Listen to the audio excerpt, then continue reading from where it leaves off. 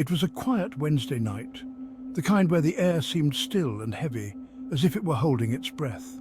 Tom Myers rubbed his tired eyes and leaned back in his chair, the soft glow of his computer screen the only light in the darkened office. The rest of his colleagues had left hours ago, but Tom, as always, was the last to clock out. He shut down his computer, grabbed his jacket and checked the time on his phone, 1:14 a.m. With a sigh, he headed for the elevator. The metallic ding of the elevator door breaking the silence startled him for a moment. He stepped inside and pressed the button for the ground floor. As the doors slid shut, he felt a strange sense of unease. The elevator hummed as it descended, but then, without warning, it stopped.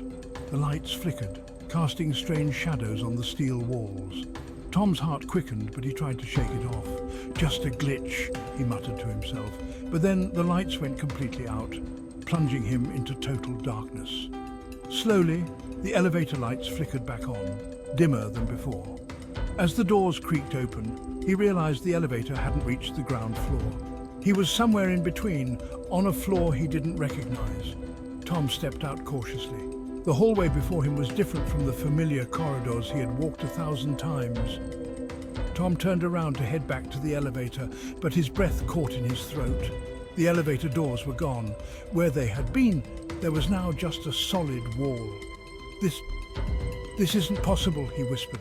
Without thinking, he bolted out of the room, racing down the hallway as fast as his legs would carry him. His breath came in ragged gasps as the corridor stretched out endlessly before him. But no matter how fast he ran, the hallway didn't end.